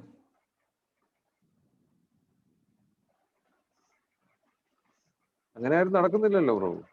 അല്ല, അങ്ങനെ വന്നു കഴിഞ്ഞാൽ ഞാൻ ഒരു ഇമാജിനേഷൻ പറഞ്ഞതാ, ശരിയോ തെറ്റോ? അത് തെറ്റായത് കൊണ്ടല്ലേ ആരും ചെയ്യാത്തത്. അപ്പൊ അവിടെയാണ് ഇതിനകത്ത് ചിന്തിക്കേണ്ടത്. അതായത് അപ്പം നമ്മൾ ചിന്തിക്കണം, നമ്മൾ പാവപ്പെട്ടവനായി പോയി, എന്റെ മക്കൾക്ക് അങ്ങനെ വരാൻ പാടില്ല, വിദ്യാഭ്യാസത്തെ പറ്റത്തുള്ളൂ. അപ്പം എല്ലാരും വിചാരിക്കുന്നു എന്ന് പറയുന്നത് പോലെയാണ് ഭക്തിയുടെ സേവനവും. നമ്മള് പൂർവജന്മത്തിന്റെ കർമ്മദോഷങ്ങളോ ഗുണങ്ങളോ കൊണ്ട് ഇങ്ങനെയായി, പക്ഷേ നമ്മുടെ തലമുറയ്ക്ക് നല്ല ഗുണം കിട്ടണം എങ്കിൽ എന്നുള്ള ചിന്ത നമുക്കുണ്ടെങ്കിൽ തീർച്ചയായിട്ടും ഹരേ കൃഷ്ണ കൃഷ്ണ കൃഷ്ണ ഹരേ ഹരേ രാമ ഹരേ രാമ രാമ രാമ ഹരേ ഹരേ എന്ന മഹാമന്ത്രം നമ്മൾ ജപിക്കുകയും ഭഗവത്ഗീത ശരിയായ രീതിയിൽ പഠിക്കുകയും ഭാഗവതം ശരിയായ രീതിയിൽ ശ്രവിക്കുകയും പഠിക്കുകയും സത്സംഗങ്ങളിൽ കൊള്ളുകയും നമ്മൾ അത് കുറച്ചെങ്കിലും ജീവിതത്തിൽ പ്രാവർത്തികമാക്കാൻ ശ്രമിക്കുകയും ചെയ്യും. ബാക്കിയുള്ളവരുടെ എല്ലാ രംഗങ്ങളും യാമിമാം പുഷ്പിതാം വാചം, അവർക്ക് പൈസ കിട്ടും, ആചാര്യന്മാരായിട്ട് വരും, അവർക്ക് വലിയ ഒരു ആചാര്യ ദക്ഷിണ 7 ദിവസം കഴിയുമ്പോൾ ഒരു സങ്കല്പമുണ്ട്, ആചാര്യ ദക്ഷിണ അവരുടെ കീഴിൽ വീർപ്പിച്ച് അവർ പോവുകയും ചെയ്യും. നമുക്ക് ഈ 7 ദിവസം കൊണ്ട് ആ 7 ദിവസം സന്തോഷം കിട്ടി, ഈ 8ാമത്തെ ദിവസം നമ്മൾ ഇതെല്ലാം മറക്കുകയും ചെയ്യും. നമ്മുടെ ജീവിതത്തിൽ വീണ്ടും കഷ്ടപ്പാടുമായിട്ട് നമ്മൾ മുന്നോട്ട് പോവുകയും ചെയ്യും. ശരിയെന്ന് തോന്നുന്നുണ്ടെങ്കിൽ അക്സെപ്റ്റ് ചെയ്യുക, ഇല്ല എന്നുണ്ടെങ്കിൽ ക്ഷമിക്കണം. തീർച്ചയായിട്ടും ഒബ്ജക്ഷൻ യുവർ ഓണർ പറയുക. ഹരേ കൃഷ്ണ. അപ്പൊ അടുത്ത ശ്ലോകം കൂടി നമ്മൾ വായിച്ചു കഴിഞ്ഞു. ഭോഗൈശ്വര്യ പ്രസക്താനാം തയാ അപഹൃത ചേതസാം വ്യവസായാത്മിക ബുദ്ധി സമാധൗന വിധീയതേ. ഭൗതിക ഐശ്വര്യത്തിലും സുഖാനുഭവങ്ങളിലും അത്യാസക്തരായവർക്കും ഇവകളാൽ പരിഭ്രാന്തരായവർക്കും ഭക്തിപൂർവ്വം ഭഗവത് സേവ നടത്താൻ വേണ്ട നിശ്ചയദാർഢ്യം ഉണ്ടാവില്ല. സമാധി എന്നാൽ ഉറച്ച മനസ്സ് എന്നർത്ഥം. നമുക്ക് ആധികതയസ്മിൻ ആത്മതത്വ യാഥാത്മ്യം, ആത്മജ്ഞാനദിനത്തിൽ മനസ്സ് ഏകാഗ്രമാകുന്നതാണ് സമാധി എന്ന് നിരുക്തം പറയുന്നു. ഭൗതിക സുഖാനുഭൂതിയിൽ അത്യാസക്തരായവർക്കും ക്ഷണികങ്ങളായ ഇവയിൽ പരിഭ്രാന്തരായവർക്കും സമാധി സാധ്യമല്ല. കാര്യം മനസ്സ് ഇങ്ങനെ വൈബ്രേറ്റ് ചെയ്തുകൊണ്ടേയിരിക്കും. നേരത്തെ ഞാൻ പറഞ്ഞതിൻ്റെ ഒട്ട് ഗുരുവായൂർ അമ്പലത്തിൽ പോയി ഗുരുവായൂരപ്പന്റെ ദർശനം കിട്ടി, ക്യൂവിൽ നിൽക്കുന്നതും ഇങ്ങനെയാണ്. ഗുരുവായൂരപ്പന്റെ ദർശനം കിട്ടിയിട്ട് വേണം മറ്റിടത്തോട്ട് പോവാൻ. അതും കൂടെ ദർശനം നടന്നാലേ പെട്ടെന്ന് വീട്ടിലേക്ക് തിരിച്ചെത്താൻ പറ്റത്തുള്ളൂ. ഇല്ലെങ്കിൽ എന്താ രണ്ടാമത് വീണ്ടും വരേണ്ടി വരും. ഇപ്പൊ രണ്ടിടത്തും ഭക്തിയില്ല. വഴിപാടിന്റെ ഭാഗമായിട്ട് പോകണം, കാണണം. ഹരേ കൃഷ്ണ. അപ്പം ഭഗവത്ഗീതയുടെ 2ാമത്തെ അധ്യായം ഗീതാവിഷയ സംഗ്രഹത്തിലെ ഭഗവാന്റെ 42, 43, 44 വചനങ്ങൾ നമ്മൾ കേട്ടു. ഇതിനെക്കുറിച്ചിട്ടുള്ള അപഗ്രഥമായ അല്ലെങ്കിൽ അനലൈസ് എന്താണെന്ന് നമുക്ക് നോക്കാം. ഹരേ കൃഷ്ണ. സുശീം പ്രഭു പറയും. ഹരേ കൃഷ്ണ പ്രഭു, ഒരു കാര്യം പ്രഭു ഇപ്പൊ പറഞ്ഞത്, ഞാൻ ഈ കുട്ടികൾക്ക് കൃഷ്ണാവബോധം ഉണ്ടാവാനല്ല ഞാനിത് പഠിക്കാൻ വന്നത്, എനിക്ക് രക്ഷപ്പെട്ടു പോകാനാണ്. എനിക്ക് എന്നോടുള്ള സ്നേഹം കണക്ക് എനിക്ക് മക്കളോട് സ്നേഹമില്ല. തീർച്ചയായിട്ടും എനിക്ക് എന്നോട് സ്നേഹം കൂടുതൽ. ഞാൻ അങ്ങനെയാണ്. ബാക്കിയുള്ളവരാരും എനിക്ക് അറിഞ്ഞൂടാ. പക്ഷെ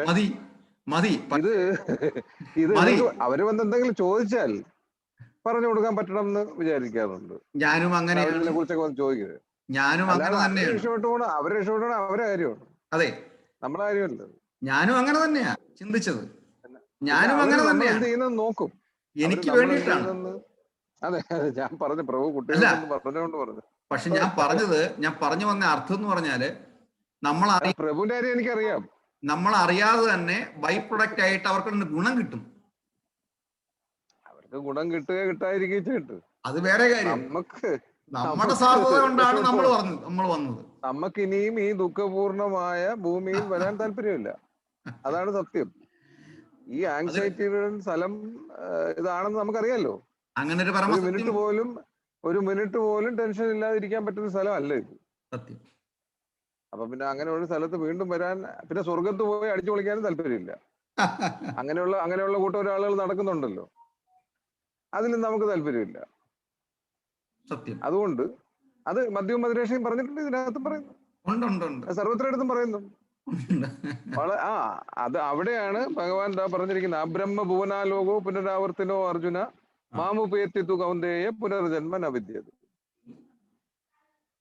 ബ്രഹ്മലോകം വരെ അത് വളരെ ക്ലിയർ ആയിട്ട് ഭഗവത്ഗീത ഈ വേദങ്ങളെല്ലാം തള്ളിക്കളഞ്ഞു. എന്നിട്ടും വേദം പഠിക്കാനും വേദം നടത്തുന്ന പോലെ അടിക്കണം എന്നേ ഞാൻ പറയും. 15 വളരെ കൃത്യമായിട്ട് ഈ വേദങ്ങളൊക്കെ പഠിക്കുന്നത് എന്നെ അറിയാൻ വേണ്ടിയാണെന്ന് പറഞ്ഞാൽ പിന്നും വേദം പഠിക്കാൻ പോകും ആരെങ്കിലും.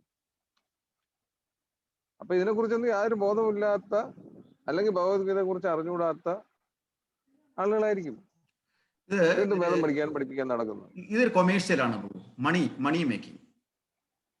അല്ല, അതിന് വശപ്പെടുന്നവരെ പറഞ്ഞ് മനസ്സിലാക്കണം, അല്ലെ ഇത് ചോദിക്കണം. ഭഗവാൻ ഇങ്ങനെ പറയുന്നു, പിന്നെ നമ്മൾ അതിലോട്ട് പോണെന്തിനാണ്? വേദങ്ങളിലോട്ടും ഉപനിഷത്തുകളും വേദങ്ങളും എല്ലാം കൂടെ എക്സ്ട്രാക്ട് ചെയ്താണല്ലോ ഇത് ഉണ്ടാക്കിയത്. അങ്ങനെ അതിശയമാണ് സത്യം. പിന്നെ ഞാൻ എന്തോ പറയാൻ പറ്റും. പ്രഭു ആദ്യം ഈ 9 കിണറിന് ഒരു സ്ഥലത്ത് കുഴിച്ചാൽ പോരാ. അതായത് ഈ നമ്മളെ പാത്തിൽ നമ്മളെ ഫിക്സ് ചെയ്യാൻ വേണ്ടിയുള്ള ഒരു സംഭവമാണ് അത്. നമ്മളിപ്പം ഭഗവത്ഗീത ഒരു ലൈൻ എടുത്തു കഴിഞ്ഞാൽ ആ ലൈൻ അങ്ങ് പിടിച്ച് നേരെ പഠിക്കുക, നേരെ പോവുക. അപ്പം ഒരു കിണർ, അതാണ് ഉദ്ദേശിച്ചത്. ഒരു സ്ഥലത്ത് കുഴിച്ചെങ്കിൽ കിട്ടിയതന്നെയല്ലേ. ഏത് പാത്തിൽ പോകുന്നു ആ പാത്തിൽ സ്ട്രോങ് ആയിട്ട് പോവുക. നമ്മളിപ്പോ ഈ പാത്ത് എടുത്തു, നമ്മൾ ആ പാത്തിൽ പോവുക, അപ്പൊ അതിന് റിസൾട്ട് ഉണ്ടാവും. അതാണ് അതിനകത്ത് ഉദ്ദേശിച്ചെന്ന് തോന്നുന്നു, ശങ്കരാചാര്യരായാലും ആരായാലും. ഇതൊക്കെയാണ് ഇതിനകത്തുള്ളത്. അതിനകത്ത് ഒരു കൺഫ്യൂഷനും ഭഗവത്ഗീത പഠിക്കുന്നവർക്കില്ല. ഇതിനകത്ത് ഈ വേദങ്ങളുടെ അതൊക്കെ പറഞ്ഞിരിക്കുന്നതേ ഉള്ളൂ. ഇപ്പൊ 2ാമത്തെ അധ്യായം നമ്മൾ നേരത്തെ പഠിച്ചുകൊണ്ടാണ് നമുക്ക് അതിനകത്ത് ഇതറിയാവുന്നത്. 5ഉം 15ഉം ഒക്കെ നോക്കിയത് കൊണ്ട്. പിന്നെ 8ാമത്തേല് 16 ഞാൻ പേരെടുത്ത് തന്നെ ഞാൻ പറയാം. 2 പേര്. ഒന്ന് ഇതിനകത്ത് അരുൺകുമാർ ആണെന്ന് തോന്നുന്നു, മറ്റേത് ഒരു ബി ആർ രാജേഷോ സംതിങ്. ഈ 2 പേരാണ് പറയുന്നതിന് മടിയില്ല. ഈ 2 പേര് ഏതും കൊണ്ട് നടക്കും. എന്താ അതൊക്കെ ഇങ്ങനെ ഒരുപാട് പേര് നടക്കുമല്ലോ. ഇപ്പൊ അതിനകത്ത് നമുക്കൊന്നും ചെയ്യാനില്ല. അതെ, ഇതിന് പ്രേക്ഷകരുണ്ടാവുന്നതാണല്ലോ പ്രശ്നം. ഇതൊക്കെ ചെയ്യിക്കാൻ ആളുകൾ ഉണ്ടാവുന്നതാണല്ലോ പ്രശ്നം. അവരെ മാറ്റാനും പറ്റില്ല. സാധാരണപ്പെട്ട ആൾക്കാർ എങ്ങനെയെങ്കിലും നമുക്ക് എന്നുള്ള ചിന്ത കൊണ്ടാണ് ചിലപ്പം പോകുന്നത്. അല്ല, അത് ഒരുപാട് പേരുടെ ഇതുണ്ടാവും, അതുകൊണ്ട് ഗുണമുണ്ടാവും. സ്വർഗത്ത് പോകണം അത്ര മോശം കാര്യമൊന്നുമല്ല. എനിക്ക് വേറൊരു കാര്യം ഉള്ളത്, വേറൊരു സംശയമുള്ളത്, ഈ പാണ്ഡവന്മാര് സ്വർഗത്തെ പോയുള്ളൂ? ആർക്കെങ്കിലും അറിയാമോ? അവർക്ക് മോക്ഷം കിട്ടിയോ? അതെ, അത് കഥകൾ അങ്ങനെയല്ലല്ലോ. സ്വർഗം എന്നുള്ളതാണ്, സ്വർഗപ്രാപ്തി എന്നൊക്കെ പറഞ്ഞിട്ടുണ്ട്. Hare Krishna. I don't know. Hare Krishna. അത് ഞാൻ സ്മിതമാതിലോട്ട് അങ്ങ് പോവാണ്. എനിക്ക് അറിയുന്ന ആരെങ്കിലും പറഞ്ഞാൽ നമുക്ക് കർമ്മപ്പെടുത്താം. സ്മിതമാതിലോട്ട് പോവാ. ഹരേ കൃഷ്ണ. സ്മിതമാതി. ഹരേ കൃഷ്ണ. അതായത് ഭഗവാൻ ഈ പറയുന്ന മോക്ഷം, ബ്രഹ്മലോകം വിട്ടിട്ട് ഭഗവാന്റെ അടുക്കുക. അതെ. ഇന്ന് ആരാ പാടുന്നത്? എനിക്ക് ഹരേകൃഷ്ണ പ്രഭു, എന്റെ അറിവിൽ അവരാദ്യം സ്വർഗത്തിൽ പോകുന്നുണ്ട്. പക്ഷെ അവരൊക്കെ ഭഗവാന്റെ അസോസിയേറ്റ്സ് ആണ്. അപ്പൊ അവര് തിരിച്ച് ഭഗവാന്റെ ലീല കഴിഞ്ഞു, അവരുടെ ഇവിടെ ഉള്ള കാര്യങ്ങൾ കഴിഞ്ഞിട്ട് അവർ തിരിച്ചു പോകുന്നുണ്ട്. തിരിച്ച് ഭഗവാന്റെ ധാമിലേക്ക് തന്നെ പോകുന്നു എന്നാണ് ഞാൻ മനസ്സിലാക്കിയിരിക്കുന്നത്. ഫസ്റ്റ് ഇവിടുന്ന് പോകുമ്പോ അവര് സ്വർഗത്തിലേക്ക് പോകുന്നുണ്ട്, നരകത്തിലും പോകുന്നുണ്ട്. കാരണം അത് ഇവിടുത്തെ എന്താ പറയാ ഡ്യൂട്ടീസ്, ഇപ്പൊ ക്ഷത്രിയന്റെ ഡ്യൂട്ടി കറക്റ്റായി ചെയ്തതുകൊണ്ട് അത് കാണിക്കാൻ വേണ്ടിയിട്ടായിരിക്കും അവര് സ്വർഗത്തിലെ കൂടെ അങ്ങോട്ട് പോയതാണ്.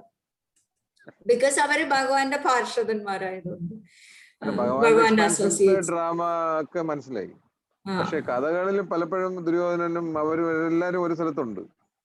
അതെ, ബിക്കോസ് അവര് ക്ഷത്രിയ ധർമ്മം കറക്റ്റായി ചെയ്തത് കൊണ്ടാണ് അവര് സ്വർഗത്തിൽ പോയത്. അത് ദുര്യോധനനായാലും അവര് കർണനായാലും എല്ലാവരും ഉണ്ടായിരുന്നു.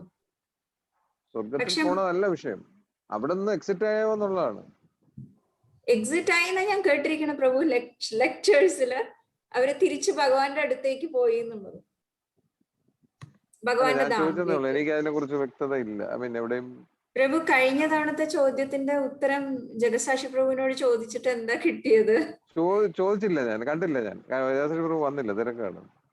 അത് ഞാൻ ശരി, ചോദിച്ചു അത്. ഓക്കെ. അറിഞ്ഞാ പറയണേ പ്രഭു, നമുക്കും അത് നല്ലതല്ലേ. അതെ, ഒരു- മണിലാൽ പ്രഭു ഇന്ന് എൻ്റെ അടുക്ക് വേറൊരു കാര്യം പറഞ്ഞു. ഈ ആ. ജയവിജയന്മാര് വൈകുണ്ഠ ലോകത്തിന്റെ ദ്വാരപാലകരായിരുന്നു. അവര് കൃഷ്ണന്റെ ലോകത്ത് ഗോലോക വൃന്ദാവനത്തിലെ അതെ, ഉള്ളവരല്ലെന്ന്. ഗോലോക വൃന്ദാവനം വൈകുണ്ഠത്തിന്റെ ക്യാപിറ്റൽ അല്ലേ ഗോലോക വൃന്ദാവൻ എന്ന് പറയണത്.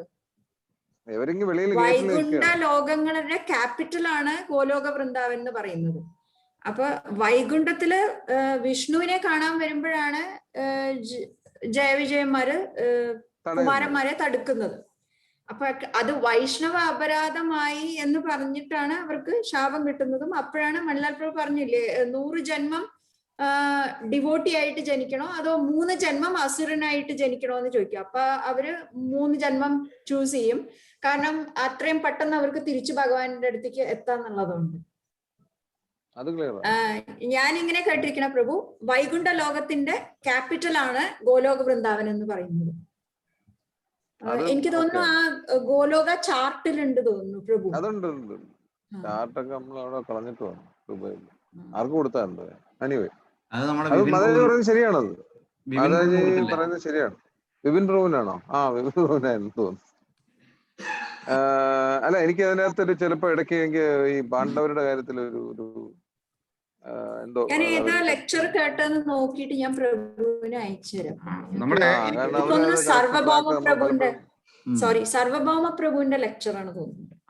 അങ്ങനെ ഏതോ ഒരു ലെക്ചർ ഇടത്ത് ഞാൻ കേട്ടിട്ടുള്ളത് പോലെ തോന്നുന്നു. അവര് ദ്വാരപാലകനായിരുന്നു, അകത്തായിരുന്നില്ലെന്ന്. പ്രഭു അകത്താണോ പുറത്താണോ എന്നുള്ളതല്ല അതിലെ വിഷയം. അതിലെ വിഷയം എപ്പ നമ്മള് വൈഷ്ണവന്മാരെ എന്താ പറയാ ഇത് ചെയ്യുന്നു, ഒഫൻഡ് ചെയ്യുന്നു, നമ്മൾ ഏത് ലോകത്തായാലും നമ്മൾ തിരിച്ചു താഴെ വീഴുന്നു, അപരാധം ചെയ്തു കഴിഞ്ഞു. അതേപോലെ തന്നെ നമ്മള് ഭഗവാന്റെ അടുത്ത് അസൂയ നമുക്ക് എപ്പോ തോന്നുന്നു ആ സമയത്ത് നമ്മൾ തിരിച്ച് ഭൂമിയിൽ തന്നെ പതിക്കും. അപ്പൊ ഫസ്റ്റ് തിങ് നമ്മൾക്ക് അവിടെ എത്തണമെന്നുണ്ടെങ്കിൽ അത്രയും പ്യൂരിറ്റി ക്വാളിഫിക്കേഷൻ നമുക്ക് ഉണ്ടായിരിക്കണം. അത് ഈസിലി നമുക്ക് എത്താൻ പറ്റുന്ന ഒരു സ്ഥലമല്ല. അവിടെ എത്തിയിട്ട് ഒരു ചെറിയ കണിക പോലും നമ്മൾക്ക് മനസ്സിൽ തോന്നിക്കഴിഞ്ഞാൽ അപ്പൊ നമ്മൾ തിരിച്ച് താഴെ വീഴും. അപ്പൊ അതുകൊണ്ടാണ് നമ്മൾ ഭഗവാന്റെ ധാമിൽ എത്താൻ അത്രയും ടൈം എടുക്കുന്നത്. ബിക്കോസ് ആ പ്യൂരിഫിക്കേഷൻ പ്രോസസ്സ് കംപ്ലീറ്റ് ആവുമ്പോഴേ നമുക്ക് അവിടെ എത്താൻ പറ്റുള്ളൂ. ഇപ്പൊ ഞാൻ ഒരു ലെക്ചർ കേട്ടതിൽ ഇങ്ങനെ പറയുന്നു, ഈ കർമ്മവും റിലേഷൻഷിപ്സും തമ്മിലുള്ള ഒരു ബന്ധം.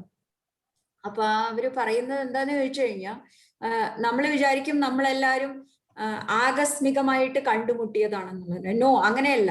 നമ്മളെല്ലാവരും ലാസ്റ്റ് നമ്മളുടെ ജന്മങ്ങളിൽ നമ്മൾക്ക് കണക്ഷൻ ഉണ്ടായിരുന്നു. ഇപ്പൊ ഒരാൾ എന്നെ ചീത്ത വിളിക്കുന്നുണ്ടെങ്കിൽ ഞാൻ അയാളെ കഴിഞ്ഞ ജന്മത്തിലോ ഈ ജന്മത്തിലോ എപ്പോഴായാലും ഞാൻ അറിയാണ്ട് എന്തെങ്കിലും ചെയ്തിട്ടുണ്ട്. അതുകൊണ്ടാണ് അയാളെ എന്നെ പറ്റി ചീത്ത പറയണതും അല്ലെങ്കിൽ എന്നെ പറ്റി മോശം സംസാരിക്കുകയും ചെയ്യുന്നത്. അപ്പൊ നമ്മൾ അവരോട് തിരിച്ച് എന്താ പറയാ ദേഷ്യത്തിൽ തന്നെ നിന്ന് കഴിഞ്ഞിട്ടുണ്ടെന്നുണ്ടെങ്കിൽ ആക്ച്വലി നമ്മൾ നമ്മുടെ കർമ്മ ബേൺ ചെയ്യാനുള്ള ഒരു ചാൻസ് നമ്മൾ നഷ്ടപ്പെടുത്തുകയാണ്. സോ അതുപോലെ ലൈക്ക് എല്ലാ കാര്യങ്ങളും വളരെ വളരെ കണക്റ്റഡ് ആണ്. പറയുന്നല്ലോ ഭഗവാൻ കണക്ഷൻ എല്ലാം ഉള്ളത് കൊണ്ടാണ് പലരും ഈ ട്രാക്കിൽ വരുന്നതും. വരുന്നില്ലല്ലോ, കേട്ടാലും വരുന്നില്ല. ഇപ്പം കേട്ടാലും അത് ഫോളോ ചെയ്യുന്നില്ല. അങ്ങനെയൊക്കെ വരുന്നത്.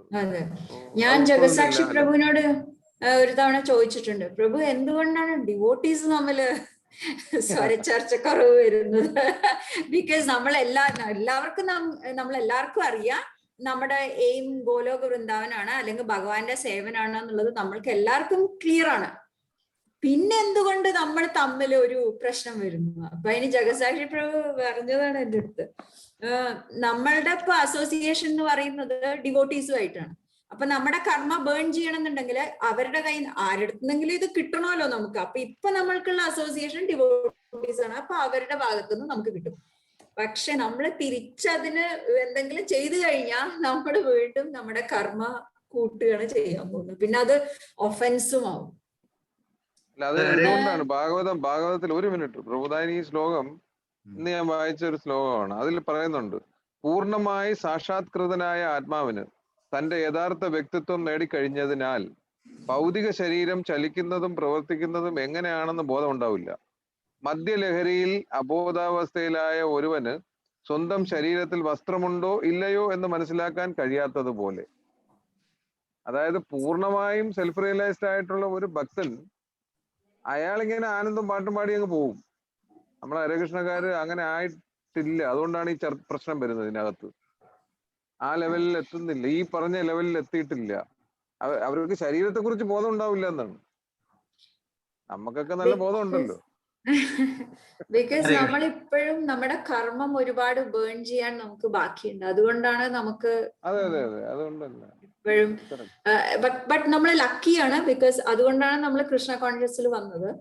പക്ഷെ നമുക്ക് ഇനിയും കർമ്മങ്ങൾ ബേൺ ചെയ്യാനുണ്ട്. അപ്പൊ അതുകൊണ്ട് നമുക്കത് ഡിവോട്ടീസിന്റെ തന്നെ കിട്ടും എന്തെങ്കിലുമൊക്കെ ആയിട്ട്. So we have to tolerate എന്നുള്ളതായിരുന്നു അതിന്റെ കണ്ടന്റ് പറയുന്നുണ്ട്. ഹരേ കൃഷ്ണ ഹരേ കൃഷ്ണ. അപ്പം നമ്മള് നെക്സ്റ്റ് മീരാജി. ഹരേ കൃഷ്ണ. ഹരേ കൃഷ്ണ പ്രഭു. പറഞ്ഞു മാതാജി. ഇല്ല പ്രഭു, പ്രത്യേകിച്ച് ഒന്നുമില്ല. എങ്കിലും ഇത്തിരിയെങ്കിലും ഒക്കെ പറയാൻ കാണും. ഇല്ല, വിവരങ്ങളൊക്കെ കൂടുതൽ അറിയുന്നുണ്ട് നമ്മള്.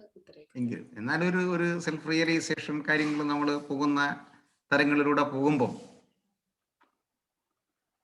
അല്ല, ഇപ്പം പറഞ്ഞില്ലേ, ഇപ്പൊ മാതാജി പറഞ്ഞ കാര്യങ്ങൾ തന്നെ. ഇപ്പൊ നമുക്ക് പലർക്കും നമ്മളോട് പല വിദ്വേഷങ്ങളും തോന്നുമ്പോ നമ്മളും വിചാരിക്കേ എന്തിനാ നമ്മൾ വിട്ടുകൊടുക്കണേന്ന്.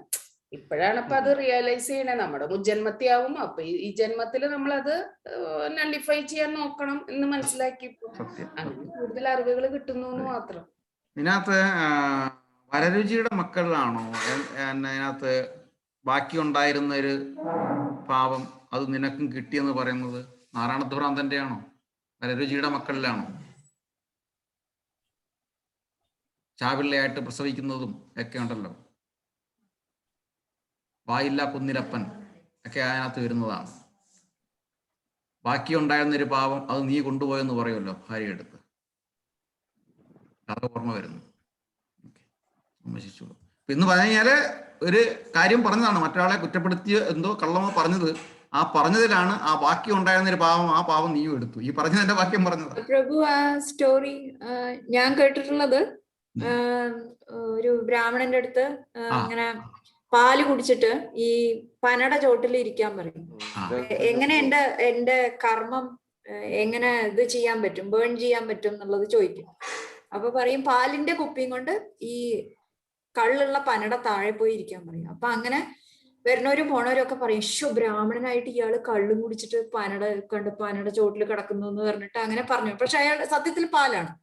അങ്ങനെ ഈ വരുന്നവരൊക്കെ ഓരോന്ന് പറയും. അപ്പൊ ഓരോരോ എന്താ പറയാ പാപം അല്ലെങ്കിൽ കർമ്മം ഇയാളുടെ ആരൊക്കെ പറഞ്ഞു അയാൾക്ക് ട്രാൻസ്ഫർ ആവും.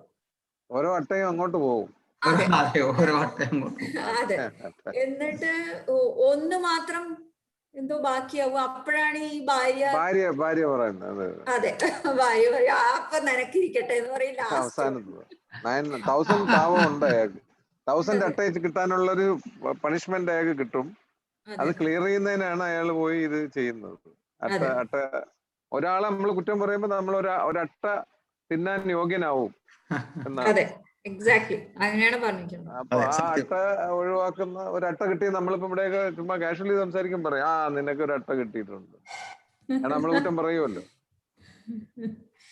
Thank you Mataji. ആ കഥ ഓർമ്മിപ്പിച്ചത് ഞാൻ എവിടെയോ എങ്ങനെയോ കേട്ടുള്ള കാര്യമാണ്. ജയശേഷി പ്രഭു കഥ ആദ്യം വന്നപ്പോഴെപ്പോഴോ പറഞ്ഞിട്ടുണ്ട്. 2010 അത് മാത്രമല്ല, ഈ പണ്ട് നമ്മൾ ഈ കുട്ടികൾ സ്കൂളിൽ പഠിക്കുമ്പോൾ അങ്ങോട്ടും ഇട്ട് കുറ്റം പറയാതിരിക്കാൻ വേണ്ടിയിട്ട് ഈ പൂമ്പാറ്റ അമർചിത്രകാരൊക്കെ ഇങ്ങനെ വന്നിട്ട് ഇത് ഭയപ്പെട്ടിട്ട് നമ്മൾ പിന്നെ കുറ്റം പറയാൻ നിർത്തുമായിരുന്നു. ആ കുറ്റം നമുക്ക് വരുന്നതാണ്. അതെ ആ കുറ്റം നമ്മളും കൂടെ വന്നിട്ട് അങ്ങനെയൊക്കെ നിർത്തുക. അങ്ങനെ ഗുണപാഠം നമ്മളിൽ വരും എന്നാണ് പറയുന്നത്. അത് ഒരു പരിധി വരെ അത് അങ്ങനെ കാണാറുണ്ട്. അതെ ഭയം കൊണ്ട് പിന്നെ നമ്മൾ ആരും കുറ്റം പറയാൻ പോകില്ല. ടെൻഡൻസി നമുക്കുണ്ട് കുറ്റം പറയാനുള്ള, അതുണ്ട്.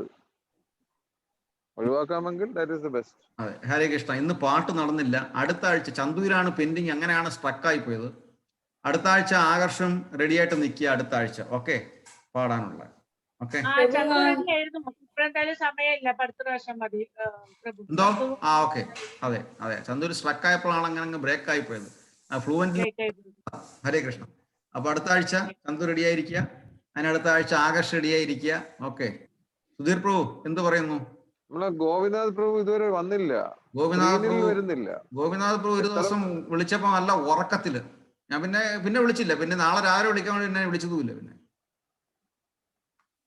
പാലക്കാട് സുഖമായിട്ട് ഉറക്കം തന്നെയല്ലേ പകലും? അത് രാവിലെ, ഉച്ചയ്ക്ക്, വൈകുന്നേരം.